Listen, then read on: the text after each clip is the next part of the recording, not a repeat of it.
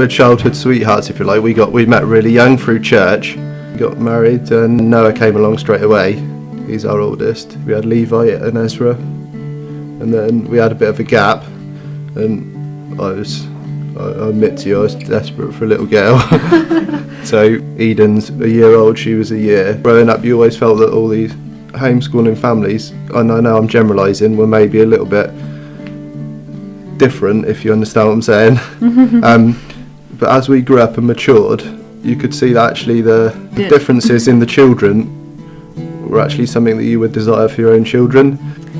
I think when we've been praying about doing homeschooling for a while, and I know about a year previous, I was definitely, there's no way I'm going to homeschool. I couldn't do it. I've always said that I couldn't do it. I haven't got the patience to do that with the boys. I was exposed to homeschooling quite a bit, a number of times, like the materials and everything, and I kind of thought, oh yeah, that's nice, but didn't do anything about it. And I think it took that kind of year of praying what we should do and visiting Christian schools and talking to different people, that actually I just really felt that God was changing my heart about it and thinking, yeah, this is right for the family. It's so amazing to have schooling that is completely underpinned with scripture and God, that you can bring that into everyday life. And definitely I think for me it was just a change of heart and a peace that this was the right path for us to take. And one of the verses that when I was reading through the material before we made the final decision, the verse that comes up about training your child in the way he should go, that kept coming up as well. So my middle son Levi, he was reading a book, and that was one of the verses, and he was like, "Look, Mummy, there's that verse." And so different things, like definitely that, like God was speaking and just changing my heart.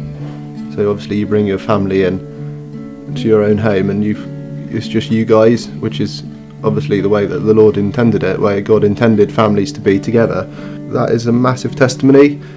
I think the biggest testimony of all is your family, because like the Bible is so much based on families. When he put Adam and Eve together and created that family, I'm not sure if this is correct, but I think it is. The only thing that you can take to heaven is your kids.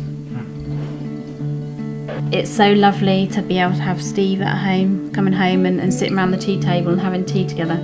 And we just really realised actually there's so little of a family being together these days, especially in this area. Lots of dads work in London and they travel, and they're often not about till late in the evening. You feel so much closer as a family because it is all consuming. You are together all the time. I feel I'm with the boys constantly, but it's a lovely all together. You just move around as a family unit, whereas before I would be busy off doing the shopping or cleaning while they were at school, but we do everything together now, and it's really lovely.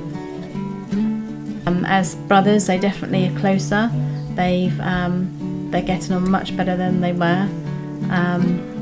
They just really rely on each other. Our youngest son Ezra, one of our friends overheard him talking to a little boy who'd asked him the question, where do you go to school? And he said, oh, I homeschool.